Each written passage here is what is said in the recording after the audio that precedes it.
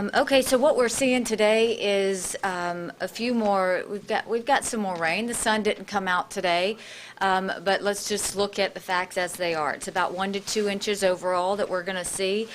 What that's going to do is slow the decline of our larger rivers, and we may see some flooding of our smaller creeks. I'll remind you we've dealt with multiple feet of rain, and so this is 1 to 2 inches. It's not convenient, but it's not anywhere near where we were. But what it could do is cause problems in already damaged roads. So we're trying to stay realistic with that. Stay off the roads today if you don't have to get out, just because we're concerned with already saturated soil areas that have already been impacted by the rain. The rain should move out later on tonight, and we are expecting tomorrow and most of next week to be dry. So that's the good news. So a good day to stay in and watch football and not get out on the roads as we go further. We right now have personnel from 8 states that are operating in some capacity today in South Carolina.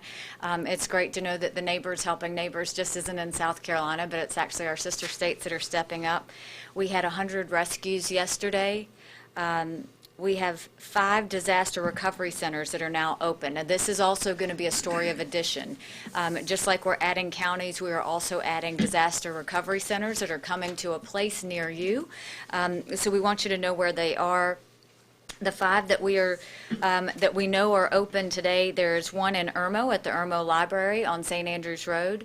There's one in Lexington at the Lexington Main Library on Augusta Road. There's one in Manning at the Weldon Auditorium on Maple Street. There's one in Holly Hill at the Orangeburg Government Complex on Old State Road. There's one in Sumter at the Sumter County Civic Center on Liberty Street. And there are 2 more that will be opening, one today and one tomorrow, and that is in Columbia at Richland Library Southeast on Garners Ferry Road. And another one will be opening up in Eastover at the Richland Library on Main Street. So, like I said, that's a story of addition. You're going to continue to see more recovery disaster centers open up to help the citizens of the state as we go forward. We have 18 disaster survivor assistant teams that are right now in 10 counties that are working. $7 million has been approved for assistance so far. So many of you want to know dollar amounts in terms of damage. Why don't we go the other way and start looking at the dollar amounts that have been approved? So $7 million so far, and that number will continue to add on as these assessment teams get out into the counties and start to really look and see what we have. The story of DOT continues to be a complex one, but one I'm incredibly proud of as they continue to work 7 days a week, 24 hours a day to get everything going. There are 35 DOT assessment teams right now in 23 counties. So they are checking your roads, they are checking your bridges, they are making sure that everything is safe. There are 336 closures, of which 105 are bridge closures. Good news, the transit system was restored to Route 47, which is in Lower Richland. That was one that they were working very closely on yesterday to get that done. More good news, we have no issues with any of our pipelines. We have no issues with any of our airports. We have no issues with the ports. So give the good news out with the other news, because that's something that we can all have a sigh of relief on. Railways. Some damage. Norfolk is expecting complete restoration of all their rails within the next day or 2. That's great news. CSX has a little bit more damage. They have some railways in the Charleston area that's still under 2 to 3 inches of water. But the overall story of the railways is freight is moving. All they've done is reroute. So we do not have any stoppage in freight. We don't have any stoppage in business and moving and the economy in that way. It's all about rerouting systems, whether it's our trucks on roads or whether it's our trains and freight on railways. So that's all moving as it needed to. I-95, we had to extend the closure, not just in time, but in mileage. So we are no longer talking about 13 miles closed. We now have 16 miles that are closed due to Highway 527 being washed out west of the 95 corridor. So now between mile marker 119 and 135, mile marker 119 and 135 of I-95 are closed. Just to let you know, how much they're working. They are bringing in 200 truckloads of concrete. Divers are right now in the water assessing the bridges. They are moving swiftly to get this work done, but it's all about safety. So that will continue, and we'll continue to give you updates on that. Unfortunately, our fatality number has gone up. We are now at 19 fatalities in the state of South Carolina due to this weather event. DNR and law enforcement have had 850 rescues of people and animals and pets and anything else. 17 shelters are open with 495 occupants. I want to say just a special moment that Timothy Gibson, who was our DOT worker on the job, trying to keep people safe. His funeral is today. DNR is doing the honor guard, so please keep the Gibson family in your prayers as that will be going on today. There are 20 dam breaches to date. These include, those 20 breaches include the 129 dams that are now being monitored. Understand that these dams being monitored, some are regulated, some are not. Our job is to just check any that we get any concerns about, so we are continuing to do that. We're watching the public water systems as well as the private wells. DHEC is doing a fantastic job. They have all of their labs operational 7 days a week, and they have the ability to assess 2,000 well water samples a day. So if you have a private well and you want to go and look at the safety of the sample of your water, please go to one of their facilities. We are waiving any fees whatsoever. All of this is without charge, so we want you to make sure that your well water is safe, and so know that that's going on. DHEC also has 2 mobile tetanus units that are moving around today. I think they are from 11 a.m. to 1 p.m. today. They will be at AC Flora High School, and from 3 to 5 p.m. today, they will be in the Pine Glen subdivision. There is no charge for these tetanus shots, so if you have not had one in 10 years or you don't remember, go ahead and get one, and they will be available. They are going to open their stationary clinics tomorrow on Sunday, and then, of course, all of the health clinics are open on Monday, and all of these tetanus shots will be free of charge as we go forward. The National Guard, God bless the National Guard, 3,500 troops on duty across the state, bringing in 526 from our sister state of North Carolina, so we'll be up at 4,100 guardsmen that will be working in 18 counties to get us through what needs to be done. They have performed 231 missions to date, and I'm going to ask General Livingston if he will step up and give us another briefing on the Columbia Canal. Thank you, Governor. I'll give you a state perspective on what's going on with the Columbia water system. Columbia continues to increase their reserves right now at the Canal water plant. That's a great news story. The supplementary pump, one supplementary pump is in position. As far as the repair on the canal is concerned, we're actually slowing it down just a little bit.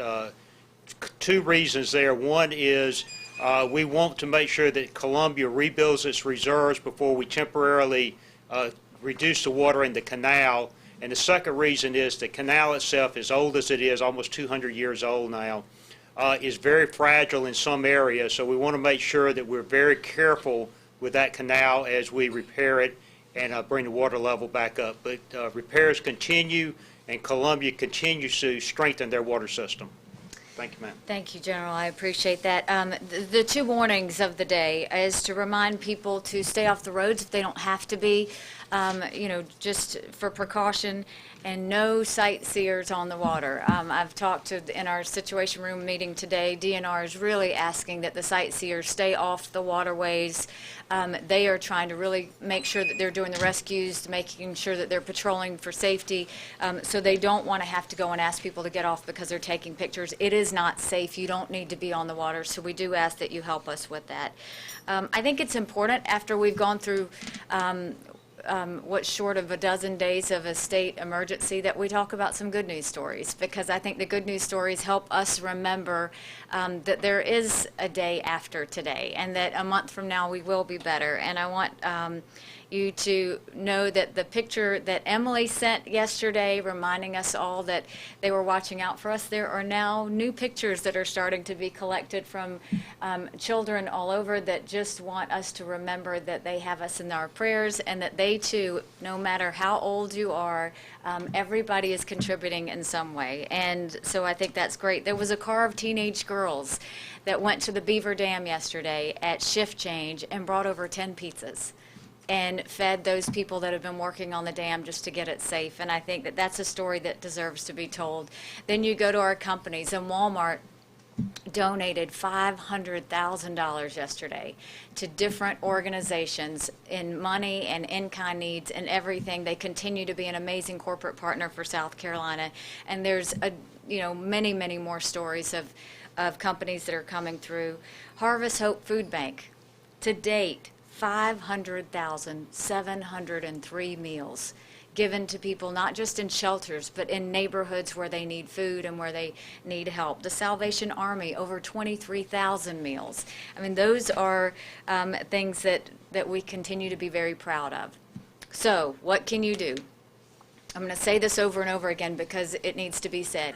If you have been affected by this storm in any way, if you are an individual, if you're family, if you're small business, anyone that has been affected by the storm and they have damages, please call and register with FEMA, 1-800-261-FEMA.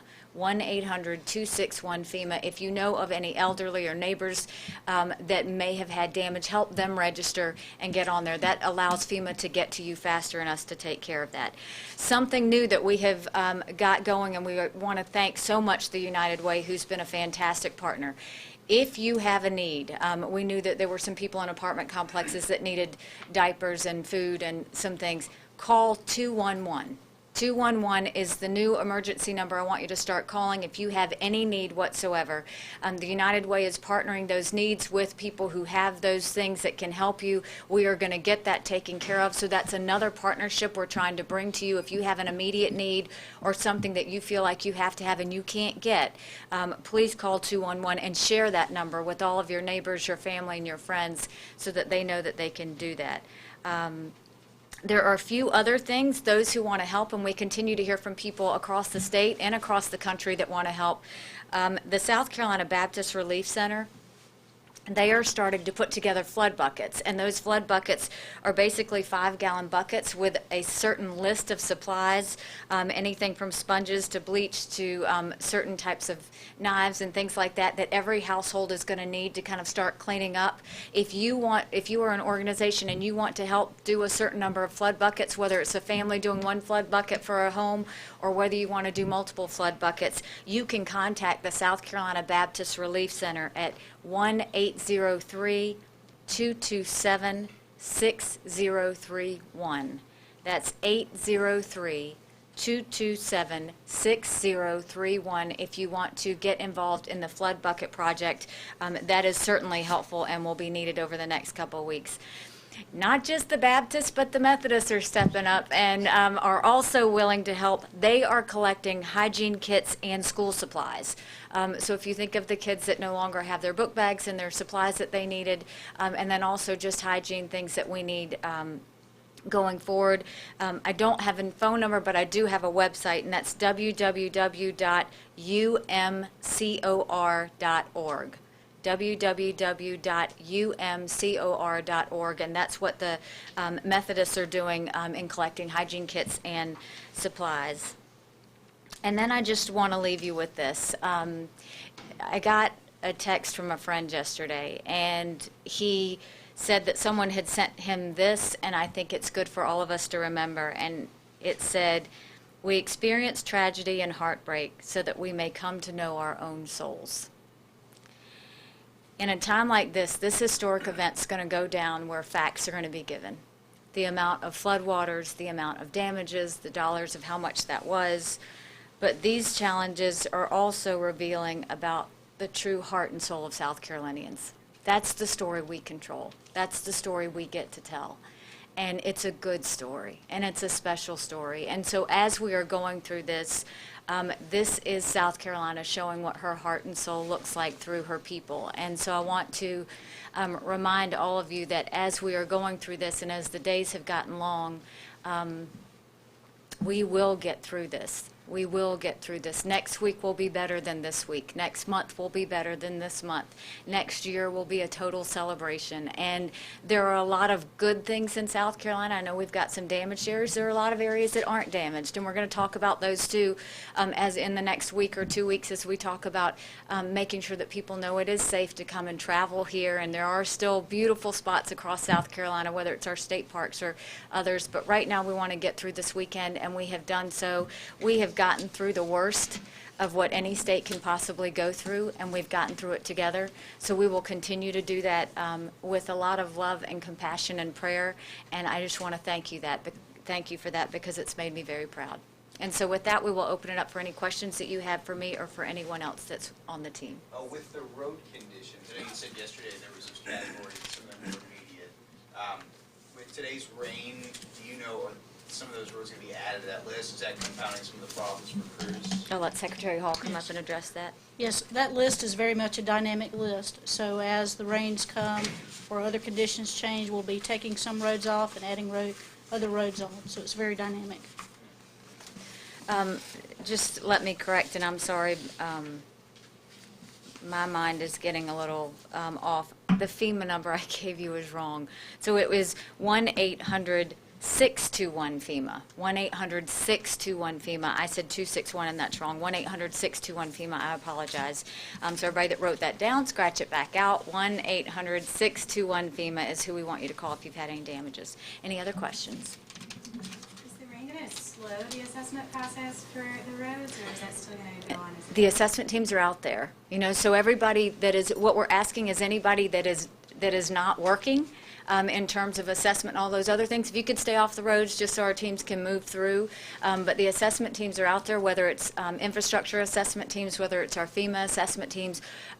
Amazingly, DOT, to be out there working on that 95 stretch with divers in the water and on top, the rain is not stopping anybody from working to go and get South Carolina rebuilt and back up to where they need to be. So that's a lot of the reason why we ask people to stay off the roads if you don't have to, is so that we can keep our workers moving as they need to. Do you expect the rain, do you have any idea if the rain's going to have any effect on the dams that you're watching?